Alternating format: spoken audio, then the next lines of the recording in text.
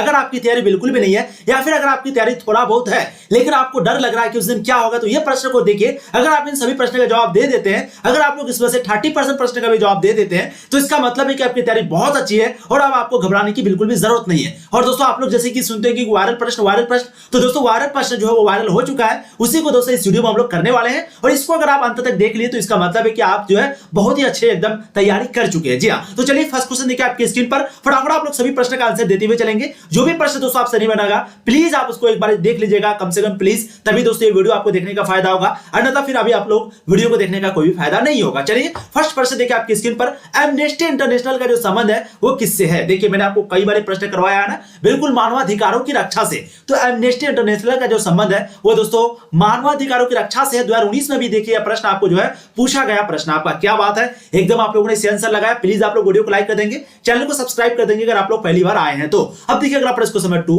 राज्यसभा की सदस्यता के लिए न्यूनतम आयु क्या है।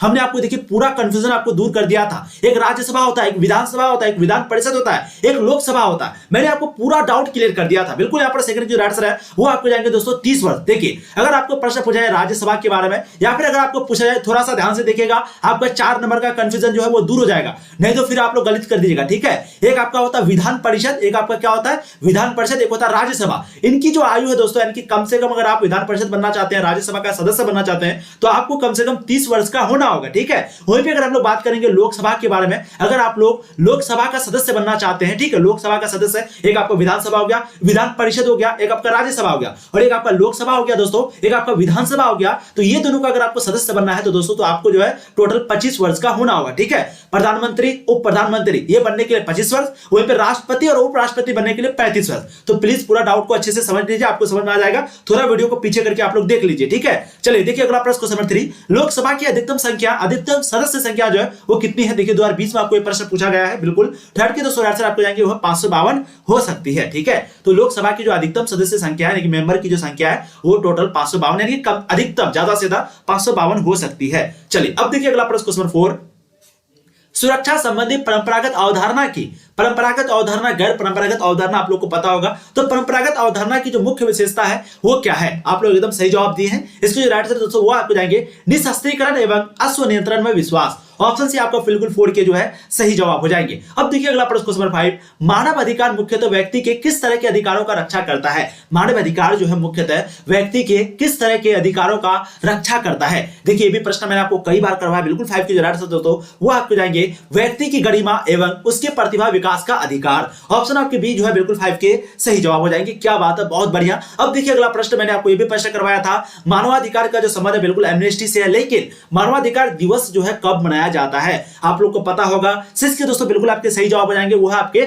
10 दिसंबर को। तो ध्यान रखिएगा ये प्रश्न 2012, 14, 20, 21 हमेशा बोर्ड मॉडल प्रश्न आपका। तो मानवाधिकार दिवस कब मनाया जाता है 10 दिसंबर को। ऑप्शन आपके A6 का बिल्कुल सही जवाब हो जाएगा। अब देखिए अगला प्रश्न क्वेश्चन नंबर 7, संयुक्त राष्ट्र की महासभा ने मानव अधिकारों की जो विश्वव्यापी घोषणा है उसका प्रस्ताव कब पास किया था दोस्तों। देखिए 2021 में आपको ये प्रश्न पूछा गया है। बिल्कुल 7 के दोस्तों यहाँ पर जो सही जवाब है वो आपको जाएंगे 10 दिसंबर 1948 को। ऑप्शन आपके C7 का बिल्कुल सही जवाब हो जाएगा। अब देखिए अगला प्रश्न क्वेश्चन नंबर 8, भारत के संविधान के किस अनुच्छेद के अधीन भारत के राष्ट्रपति पर महाभियोग चलाया जा सकता है। बताइएगा भारत के संविधान के किस अनुच्छेद के अधीन भारत के राष्ट्रपति पर महाभियोग चलाया जाता है जा सकता है। 2020 में देखिए प्रश्न पूछा गया है। 8 के दोस्तों बिल्कुल आपके सही जवाब हो जाएंगे वो है अनुच्छेद 61। ठीक है, तो अनुच्छेद 61 आपका बिल्कुल सही जवाब हो जाएगा ऑप्शन डी। एकदम आप लोगों ने सही आंसर दिया है। ऐसी आप लोगों को तैयारी करनी है और अगर आप अच्छे से तैयारी करना चाहते हो तो आप गूगल पे जरूर सर्च करें, तनु क्लासेस वेबसाइट पे जाके कम समय में आप अच्छी तैयारी कर सकते हैं। सुरक्षा का बुनियादी अर्थ क्या होता है। एकदम आप लोगों ने सही जवाब दिया। सुरक्षा का जो बुनियादी अर्थ दोस्तों वो खतरे से आजादी यानी कि खतरे से मुक्ति। ऑप्शन आपके ए जो है 9 के बिल्कुल सही जवाब हो जाएंगे। कभी कभी आपको ऑप्शन में खतरे से मुक्ति देता है, कभी कभी खतरे से आजादी, दोनों आपका सही होगा। ठीक है, बहुत लोग डी लगाते हैं जो कि आपका गलत हो जाएगा। बहुत बढ़िया, 9 के क्या हो जाएंगे बिल्कुल ए, क्योंकि सुरक्षा का पूछा है पर ये नहीं पूछा है। ठीक है, चलिए ओजोन परत जो है पृथ्वी के धरातल से कितनी ऊंचाई तक पाया गया है बताइएगा। तो ओजोन परत पृथ्वी के धरातल से कितनी ऊंचाई तक पाया गया है। बिल्कुल 10 के दोस्तों यहाँ पर सही जवाब हो जाएंगे 10 से 50 किलोमीटर तक। ऑप्शन आपके बी जो है 10 का एकदम सही जवाब हो जाएगा। क्या बात है, बहुत बढ़िया। अब देखिए अगला प्रश्न क्वेश्चन नंबर 11 आपके समक्ष आपके स्क्रीन पर, ओजोन परत का नुकसान निम्नलिखित में से किस गैस के ज्यादा उत्सर्जन हो रहा है। बताइएगा ओजोन परत का जो नुकसान है वो निम्नलिखित में से किस गैस के ज्यादा उत्सर्जन से हो रहा है। Oxygen gas, chlorine gas, hydrogen gas. बिल्कुल दोस्तों 11 की जो राइट आंसर है वो आपके जाएंगे क्लोरीन गैस, बिल्कुल ऑप्शन भी आपका सही जवाब होगा। ऑप्शन भी 12 के बिल्कुल 11 के बिल्कुल आपके सही जवाब हो जाएंगे। क्या बात है। देखिए अगला प्रश्न क्वेश्चन नंबर 12 आपके समक्ष आपकी स्क्रीन पर हमने देखिए भी प्रश्न आपको जो है कई बार करवाया है, एकदम आप लोग को सही जवाब देना है। ओजोन परत के नुकसान से मानव को निम्नलिखित में से किस प्रकार के रोग हो सकते हैं, बताइएगा। ओजोन परत, क्योंकि आप लोग को पता है ओजोन परत क्या है, बिल्कुल पृथ्वी के ऊपर है। वो ओजोन परत क्या करता है दोस्तों, पराबैंगनी जो किरण निकलती है उसी को रोकता है। अब वो अगर किरण को नहीं रोक पाएगा तो सिंपली क्या होगा, बिल्कुल हम लोगों को जो है त्वचा यानी कि स्किन कैंसर होगा, त्वचा कैंसर रोग होगा। ऑप्शन से आपके 12 के बिल्कुल सही जवाब आ जाएंगे। और ये ओजोन परत क्यों खत्म हो रहा है दोस्तों, क्योंकि हम लोग फ्रिज यूज करते हैं, हम लोग एसी यूज करते हैं, गाड़ी यूज करते हैं, उससे क्लोरोफ्लोरोकार्बन निकलता है, जिसके कारण जो ओजोन परत का क्षय हो रहा है। ठीक है, आप देखिए अगला प्रश्न आपका, क्योटो प्रोटोकॉल पर भारत जो है वो कब हस्ताक्षर किया, ये भी प्रश्न देखिए आपको पूछा गया प्रश्न है। बिल्कुल आपके राइट आंसर जाएंगे दोस्तों 2002 में। ठीक है, तो क्योटो प्रोटोकॉल पर जो है भारत जो है वो कब हस्ताक्षर किया था, ऑप्शन से आपके 2002 हो जाएंगे। अब देखिए अगला प्रश्न क्वेश्चन नंबर 14 आपके समक्ष आपके स्क्रीन पर हमने आपको ये भी प्रश्न कई बार करवाया है। बिल्कुल प्रथम विश्व जलवायु सम्मेलन कहां पर हुआ था, बिल्कुल दोस्तों 14 की राइट आपको जाएंगे वो है जेनेवा में। ऑप्शन आपके ए जो है बिल्कुल सही जवाब हो जाएंगे। अब देखिए जितना जल्दी आप लोग आंसर दे सके उतना अच्छा आप लोगों के लिए, क्योंकि टाइम आपके पास बहुत कीमती है, बहुत कीमती टाइम है भी आपका। ठीक है, तो प्लीज आप लोग ज्यादा इधर उधर ना भटके, अच्छे से तैयारी करें, अच्छे से मेहनत करें। एग्जाम आप लोगों की बहुत ही आसान होगी और बहुत ही अच्छा एग्जाम आप लोगों का जाएगा। जो भी हमारे पास क्लास की है यानी कि हमारे चैनल से, आपने इस चैनल से पढ़ाई अगर की है तो आपकी तैयारी बहुत अच्छी होगी। मैं आपको सच बता रहा हूं, क्योंकि ऐसा एक भी प्रश्न नहीं जो कि आपको नहीं करवाया गया पहले, ये सभी प्रश्न आपको पहले करवाया गया है। अगर वो पूछेगा तो पूछेगा कहां से, जी हां, भारत में नई आर्थिक नीति की शुरुआत किस प्रधानमंत्री ने की थी दोस्तों, नरसिम्हा राव ने की थी। ऑप्शन आपके बी जो है 15 के बिल्कुल सही जवाब हो जाएंगे। देखिए अगला प्रश्न क्वेश्चन नंबर 16 मानवाधिकारों की सार्वभौमिक घोषणा कब की गई थी, मानवाधिकारों की सार्वभौमिक जो घोषणा दोस्तों वो कब की गई थी। देखिए 2016 में आपको प्रश्न पूछा गया है। 16 के दोस्तों बिल्कुल आपके सही जवाब हो जाएंगे 1948 में। 1948 में और एक चीज क्या हुआ था आपको पूछा गया था ना, बिल्कुल देखिए 1947 में हमारा देश, महान देश भारत जो है आजाद हुआ था। ठीक है, उसके बाद जस्ट 1948 में मैंने आपको कई बार बताया कि मार्शल योजना की जो स्थापना है दोस्तों वो भी कब हुई थी, 1948 में। और वहीं पे नाटो की स्थापना कब हुई थी, वो 1950 में। तो प्लीज आप लोग डेट को जरूर याद रखेंगे। ठीक है, 1950 में जो है आपका नाटो की स्थापना हुई थी, कब हुई थी, 1950 में। और वहीं पे आपका 1948 में मार्शल योजना, 1947 में भारत देश आजाद हुआ और मानवाधिकारों की सार्वभौमिक घोषणा जो है वो भी 1948 में हुई थी। तो प्लीज आप लोग डेट को जरूर याद रखिएगा। ठीक है, अब देखिए अगला प्रश्न, जनता दल यूनाइटेड। देखिए जनता दल यूनाइटेड मतलब जेडीयू, इसका संबंध किससे, बिल्कुल बिहार से। और एक प्रश्न क्या पूछता है, आरजेडी जिसको बोलते हैं राष्ट्रीय जनता दल,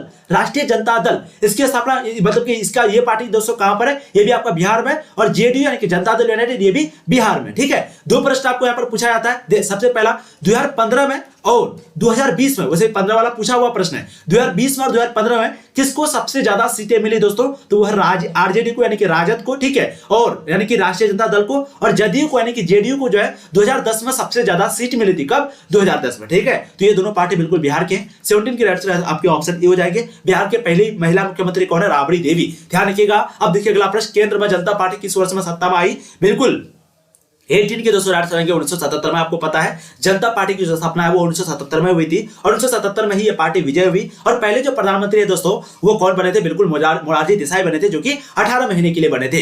अनुसूचित जाति, जहां पर भी इस तरह का प्रश्न जाए जाति से रिलेटेड, डायरेक्ट आपको आंसर लगा देना है भीमराव अंबेडकर। ठीक है, तो अनुसूचित जाति संघ की जो स्थापना किसने की थी, 2011-13 में पूछा गया प्रश्न है, बिल्कुल आपके राइट हो जाएंगे भीमराव अंबेडकर ने। 19 के ऑप्शन आपके ए जो है बिल्कुल सही जवाब हो जाएगा। देखिए अगला प्रश्न क्वेश्चन 20 2010 के बिहार विधानसभा चुनाव में किस राजनीतिक दल ने प्रथम स्थान प्राप्त किया है, बताइएगा। 2010 के बिहार विधानसभा चुनाव में किस राजनीतिक दल ने प्रथम स्थान प्राप्त किया है दोस्तों। 20 के बिल्कुल आपके जो सही जवाब यहां पर हो जाएगा वो है दोस्तों जनता दल यूनाइटेड ने। मैंने अभी आपको प्रश्न करवाया कि जनता दल यूनाइटेड को सबसे ज्यादा जो सीट है दोस्तों, प्रथम जो स्थान है, फर्स्ट पोजीशन जो है वो किसको मिला था, बिल्कुल जेडीयू को मिला था, यानी कि जनता दल को मिला था। बाकी आपका हो गया आरजेडी जो है वो 2015 में भी आगे रही और 2020 में भी, यानी कि इस बार आप लोगों ने जरूर इलेक्शन का याद रखा होगा। ठीक है, देखिए अगला प्रश्न क्वेश्चन आपके 21 विश्व व्यापार संगठन यानी कि वर्ल्ड ट्रेड ऑर्गेनाइजेशन WTO जिसका हम लोग शॉर्ट फॉर्म है, उसकी स्थापना कब हुई थी। ये भी प्रश्न देखिए मैंने आपको कई बार करवाया, बिल्कुल इसके आंसर आपको जाएंगे जनवरी 1995 में। ठीक है, तो विश्व व्यापार संगठन की स्थापना है दोस्तों वो जनवरी 1995 में हुई थी। ऑप्शन है ये बिल्कुल बी आपके सही जवाब जाएंगे 21 नंबर क्वेश्चन का। क्या बात है, ऐसे आप लोग को आंसर देना एग्जाम में भी। और प्लीज जो भी वीडियो को अभी तक लाइक नहीं किए प्लीज लाइक कर देंगे, काफी मेहनत लगती है वीडियो बनवाने हैं, आप लोग क्वेश्चन आंसर करने भावना में खो जाते हैं, हम आपको देख रहे हैं, अभी तक आप लोग लाइक नहीं किए, प्लीज लाइक कर दीजिए, चैनल को सब्सक्राइब कर दीजिए, जहां पर आपको ऐसी ही पढ़ाई जाती है बहुत मजे के साथ। चलिए, विश्व व्यापार संगठन के मंत्री स्तरीय बैठक किस वर्ष आयोजित की गई थी दोस्तों, एकदम आप लोगों ने सही जवाब दिया है। इसकी जो राइट आंसर वो आपको देंगे 1999 में। अब देखिए अगला प्रश्न क्वेश्चन 23 हैदराबाद क्या भारतीय संघ में विलय जो है किस प्रकार हुआ था, आपको पता है हैदराबाद के जो शासक उसको क्या बोला जाता था? बिल्कुल निजाम बोला जाता था, निजाम। ये भी प्रश्न आपको पूछा गया है कि हैदराबाद के शासक को क्या बोला जाता था? निजाम बोला जाता था। और हैदराबाद को जो है भारत का एक प्रकार का मरीज भी बोला जाता था। 23 के दोस्तों बिल्कुल आपके जो सही जवाब यहाँ पर हो जाएगा वो हो जाएगा दोस्तों बलपूर्वक, क्योंकि आपको पता है उस समय हैदराबाद के जो सैनिक है वो कुछ से कुछ करने लगे थे, तो यहाँ पर बलपूर्वक से जो है हैदराबाद का विलय हुआ था भारतीय सेना में। बहुत बड़ी कहानी मैं अभी नहीं बता पाऊंगा, वीडियो काफी लंबी बन जाएगी। 23 के आंसर ऑप्शन बी हो जाएंगे। अब देखिए अगला प्रश्न क्वेश्चन नंबर 24, भारत में सुदूर पूर्व क्षेत्रों के पुनर्गठन किस संशोधन अधिनियम के द्वारा किया गया था? सुदूर पूर्व क्षेत्रों के पुनर्गठन जो है किस संशोधन अधिनियम के द्वारा किया गया था? बिल्कुल 24 के दोस्तों करेक्ट आंसर आपको देंगे 27वां संविधान संशोधन अधिनियम 1972। ऑप्शन आपके A24 का बिल्कुल सही जवाब हो जाएगा। अब देखिए अगला प्रश्न, द्विराष्ट्र सिद्धांत का प्रतिपादन किस दल या संगठन से संबंधित है? तो द्विराष्ट्र का जो दोस्तों सिद्धांत का जो प्रतिपादन है वो किसने किया था? मुस्लिम लीग से, ठीक है। तो ऑप्शन आपके बी सही जवाब हो जाएंगे। और इसका विरोध कौन कर रहा था? तो भारतीय राष्ट्रीय कांग्रेस। भारतीय राष्ट्रीय कांग्रेस की स्थापना कब हुई थी? 1885 को। किसने किया था? बिल्कुल A.O. ह्यूम ने किया था, ठीक है। पहली महिला अध्यक्ष इसकी कौन थी? भारतीय राष्ट्रीय कांग्रेस की एनी बेसेंट थी। ये सभी प्रश्न आपको पूछे जाते हैं, मैं बार बार आपको रिवीजन इसीलिए करवाता हूं। 25 का बिल्कुल आपके सही जवाब ऑप्शन बी हो जाएगा। अब देखिए निम्नलिखित में से कौन भारतीय संघीय व्यवस्था की विशेषता नहीं है? बताइएगा। तो भारतीय संघीय व्यवस्था की जो विशेषता है वो कौन सी नहीं है पूछा जा रहा, नहीं है। क्वेश्चन जल्दी जल्दी में बस गलत नहीं पढ़ना, ठीक है। चलिए बिल्कुल आप लोगों ने सही जवाब दिया।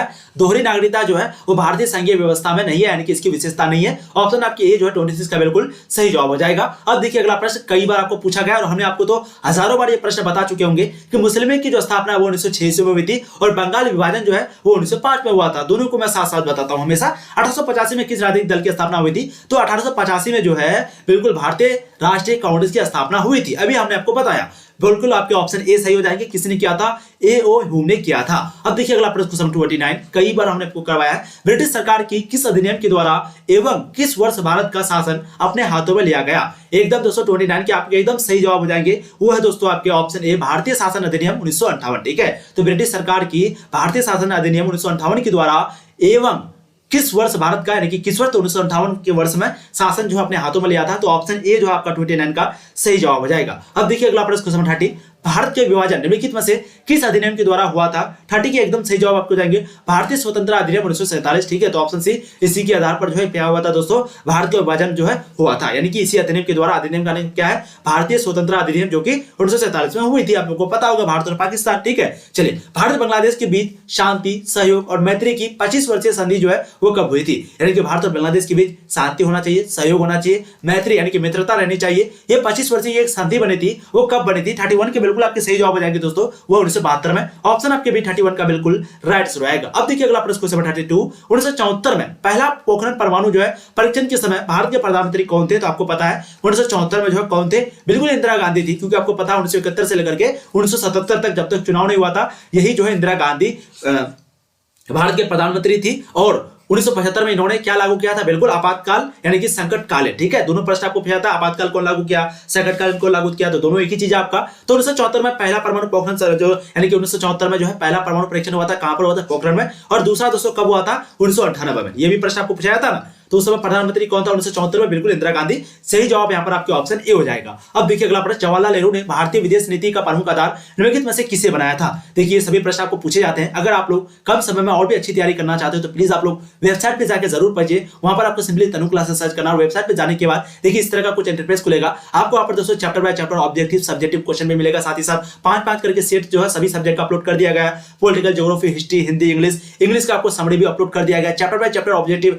पहले से अपलोड है, तो प्लीज आप लोग जाकर के वहां पर बहुत मजे के साथ पढ़ सकते हैं। कम समय में अच्छी तैयारी बिल्कुल फ्री में कर सकते हैं। जवाहरलाल नेहरू ने भारतीय विदेश नीति, क्योंकि आपको पता है भारत की जो विदेश मंत्री है, पहले विदेश मंत्री कौन थे? जवाहरलाल नेहरू ही थे और पहले प्रधानमंत्री भी यही थे, ठीक है। तो भारत के जवाहरलाल नेहरू ने भारतीय विदेश नीति का प्रमुख आधार जो उनके में से किसे बनाया था दोस्तों? शांति को भी बनाया था, मित्रता को भी और समानता को भी, यानी कि सभी की समानता होनी चाहिए, मित्रता होनी चाहिए और शांति होनी चाहिए। ऑप्शन डी आपके 33 का बिल्कुल सही जवाब हो जाएगा। अब देखिए अगला प्रश्न आपको जाएंगे क्वेश्चन नंबर 34। कई बार हमने आपको यह प्रश्न करवाया है कि निम्नलिखित में से किसने प्रथम प्रधानमंत्री के रूप में पंडित जवाहरलाल नेहरू की शपथ दिलाई थी? बिल्कुल 34 के दोस्तों आपके सही जवाब हो जाएंगे, वो है लॉर्ड माउंटबेटन। ऑप्शन आपके ए जो है बिल्कुल सही जवाब हो जाएगा। मैंने आपको ये प्रश्न कई बार करवाया था, ठीक है। तो प्रथम प्रधानमंत्री के रूप में पंडित जवाहरलाल नेहरू को जो है शपथ कौन दिलाई थी? Lord Mountbatten. ऑप्शन आपके 34 का जो है ए एकदम सही जवाब हो जाएगा। अब देखिए अगला प्रश्न आपका, पहली लोकसभा में निर्वाचित सदस्यों की संख्या कितनी थी? तो दोस्तों ये भी प्रश्न मैंने आपको कई बार करवाया कि पहली लोकसभा में निर्वाचित सदस्यों की जो संख्या है वो दोस्तों 489 थी। ऑप्शन आपके डी जो है सही जवाब हो जाएंगे। देखिए अगला प्रश्न आपका, भारतीय राष्ट्रीय कांग्रेस पार्टी की स्थापना कब हुई थी? बिल्कुल 1885 में हुई थी। और बीजेपी की स्थापना कब हुई थी? दोस्तों बीजेपी की स्थापना पूछा गया प्रश्न आपको 1980 में हुई थी। किसने किया था? बिल्कुल एल.के. अडवाणी और अटल बिहारी वाजपेयी ने, ठीक है। और जनता पार्टी की स्थापना 1977 में हुई थी। ये सभी प्रश्न जो आपको पूछे जाते हैं, यहाँ पर आपका बिल्कुल ऑप्शन डी जो है सही जवाब हो जाएगा। अब देखिए अगला प्रश्न क्वेश्चन नंबर 37, ए.ओ. ह्यूम नामक अंग्रेज किस राजनीतिक दल की स्थापना की? बताइएगा। ए.ओ. ह्यूम बिल्कुल आपका सही जवाब हो जाएंगे कांग्रेस पार्टी। तो आपके भारतीय कांग्रेस पार्टी थे, कांग्रेस पार्टी थे, सभी बिल्कुल एक ही चीज है, ठीक है। तो 37 के राइट आंसर आपके ऑप्शन है ए सही जवाब हो जाएंगे। अब देखिए अगला प्रश्न, भारत में पंचवर्षीय योजना की शुरुआत कब हुई थी? देखिए ये प्रश्न आपको हो सकता है इस बार भी पूछ दे, एक आपका पंचवर्षीय योजना वाला और एक आपका भारत का प्रथम चुनाव वाला। ये दोनों में से तो एक प्रश्न आपका पूछा जाएगा, ठीक है। तो एक आपका हो गया प्रथम चुनाव। प्रथम चुनाव भारत में कब हुआ था दोस्तों? 1952 में। ध्यान रखिएगा, आपको बिल्कुल कुछ याद रखना। 1952 में प्रथम चुनाव और 1951 में जो है पहली बार पंचवर्षीय योजना हुई थी, ठीक है। तो 1951 से लेकर के 56 साल, 5 साल का होता था। तो 51 से लेकर के 56 साल पहली बार पंचवर्षीय योजना जो है वो हुई थी भारत में, ठीक है। और पहली पंचवर्षीय योजना का मुख्य उद्देश्य क्या था पूछा गया प्रश्न आपका। तो दोस्तों उस समय कृषि में सुधार, ठीक है। चलिए, भारत में प्रथम पंचवर्षीय योजना का कार्यकाल कब से कब तक माना जाता है? अभी हमने आपको बताया 1951 में लागू हुई थी। 1951 से लेकर के 56 तक जो है भारत में पहली पंचवर्षीय योजना थी, ठीक है। और वहीं पे 56 से लेकर के 61 तक दूसरी, 61 से लेकर के 66 तक तीसरी, ठीक है। बहुत बढ़िया, राइट से आपका ऑप्शन भी हो जाएगा क्वेश्चन नंबर 39 का। अब देखिए अगला प्रश्न क्वेश्चन नंबर 40, प्रथम पंचवर्षीय योजना में कुल कितने रुपए व्यय की गई थे, यानी कि कितने रुपए खर्च हुए थे? देखिए प्रश्न आपको काफी इंपोर्टेंट है और बहुत ही इंपोर्टेंट है, बिल्कुल 3870 करोड़ रुपए, ठीक है। तो प्रथम पंचवर्षीय योजना में कुल कितने रुपए दोस्तों व्यय की व्यवस्था की गई थी, खर्च करने की व्यवस्था की गई थी? वो है 3870 करोड़ रुपए पूरे जो है कृषि पर, ठीक है। तो 40 के आंसर आपके ऑप्शन ए हो जाएंगे। क्या बात है, बहुत बढ़िया। अब देखिए अगला प्रश्न क्वेश्चन आपको 41, किस पंचवर्षीय योजना को औद्योगिक एवं परिवहनीय योजना के नाम से जाना जाता है? तो देखिए आपको पता है कृषि जो योजना है दोस्तों, यानी कि कृषि से रिलेटेड जो है वो प्रथम पंचवर्षीय को, और जो दूसरा है आपका यानी कि दूसरा जो पंचवर्षीय योजना था वो हुआ था कब से कब तक? पहले तो ये पूछा जाता है। तो आप लोग को मैंने अभी बताया 1956 से लेकर के 1961 तक भारत में दूसरी पंचवर्षीय योजना हुई थी। और इसी में दोस्तों औद्योगिक से रिलेटेड, परिवहन से रिलेटेड काम किया गया था, इसलिए आपके आंसर क्या हो जाएंगे? द्वितीय पंचवर्षीय योजना, ठीक है। तो कौन से पंचवर्षीय योजना में औद्योगिक और परिवहन योजना के नाम से भी जाना जाता है दोस्तों द्वितीय पंचवर्षीय योजना को? 41 के आंसर आपके ऑप्शन बी हो जाएगा। क्या बात है। अब देखिए भारतीय संविधान के किस अनुच्छेद में विदेश नीति के संबंध में दिशा निर्देश दिया गया है? 42 के आपके सही जवाब हो जाएंगे अनुच्छेद 1, ठीक है। ऑप्शन आपके डी राइट जाएंगे। 52 नंबर क्वेश्चन का हमने आपको ये भी प्रश्न 42 नंबर क्वेश्चन का हमने आपको ये प्रश्न जो है कई बार करवाया, बहुत बढ़िया। अब देखिए अगला प्रश्न क्वेश्चन नंबर 43, अनुच्छेद 51 के अंतर्गत भारतीय विदेश नीति के किन आदर्शों का वर्णन है? बताइएगा। तो अनुच्छेद 51 के अंतर्गत भारतीय विदेश नीति के किन आदर्शों का वर्णन है? अंतरराष्ट्रीय शांति और सुरक्षा, राष्ट्रों के साथ न्यायपूर्ण एवं सम्मानपूर्ण संबंध, अंतरराष्ट्रीय कानूनों का पालन। बिल्कुल 43 की दोस्तों आपके जो राइट आंसर है वो आपके जाएंगे ऑप्शन डी। क्या बात है, बहुत गजब। अब देखिए अगला प्रश्न क्वेश्चन 44, भारतीय विदेश नीति के प्रमुख लक्ष्यों में से कौन सही है? भारतीय विदेश नीति के प्रमुख जो लक्ष्य है उसमें से दोस्तों कौन सा सही होगा? देश के विकास के लिए साधन एवं परिस्थितियां जुटाना, विश्व में चले पारस्परिक विवाद से दूरी बनाए रखना, प्रवासी भारतीय के हितों की रक्षा करना। बिल्कुल 44 के जो सही जवाब है वो आपको जाएंगे ऑप्शन डी, ऊपर सभी, ठीक है। तो आप लोग ध्यान से देखिएगा, शॉर्ट क्वेश्चन में भी आपको इस तरह का प्रश्न जो है पूछा जा सकता है। अब देखिए अगला प्रश्न क्वेश्चन 45, भारतीय विदेश नीति के प्रमुख लक्ष्यों के संबंध में निम्न में से यहाँ पर कौन सही हो जाएगा? बिल्कुल दोस्तों 45 के जो राइट आंसर वो आपको जाएंगे ऊपर सभी, ठीक है। तो नस्लीय भेदभाव की समाप्ति का प्रयास, मानवाधिकारों की रक्षा का प्रयास, उपनिवेशवाद का विरोध। ऑप्शन डी आपके सही जवाब हो जाएंगे क्वेश्चन 45 का। कई बार हमने आपको ये प्रश्न जो है करवाया है। देखिए अगला प्रश्न आपका, भारतीय विदेश नीति के निर्माता के रूप में निम्नलिखित में से किसे जाना जाता है? बताइएगा किसे जाना जाता है? बिल्कुल दोस्तों 46 की जो राइट आंसर है वो आपको जाएंगे पंडित जवाहरलाल नेहरू को। मैंने अभी आपको बताया विदेश नीति के निर्माता के रूप में जो पंडित जवाहरलाल नेहरू को जाना जाता है, क्योंकि ये जो है दोस्तों विदेश मंत्री भी थे, भारत के पहले विदेश मंत्री भी थे। कौन? पंडित जवाहरलाल नेहरू, और पहले प्रधानमंत्री भी थे, ठीक है। तो 46 की राइट आंसर आपके ऑप्शन ए हो जाएंगे, अभी हमने आपको बताया। अब देखिए अगला प्रश्न आपका, जस्टिस पार्टी किस राज्य से संबंध रखती है? बताइएगा जस्टिस पार्टी जो है वो किस राज्य से संबंधित रखती है? हमने आपको देखिए ये भी प्रश्न कई बार करवाया। बिल्कुल 47 की जो आंसर है वो आपको जाएंगे मद्रास से। ऑप्शन डी आपका सही जवाब हो जाएगा। अब देखिए अगला प्रश्न क्वेश्चन 48, 1967 में हुए बिहार विधानसभा चुनाव के बाद बिहार में किस प्रकार की सरकार बनी? बताइएगा कौन सी प्रकार की यहाँ पर सरकार बनी थी जब 1967 में जो है बिहार में विधानसभा चुनाव हुआ था? क्योंकि कांग्रेस पार्टी तो हार गई थी, आप लोग को जैसे पता है।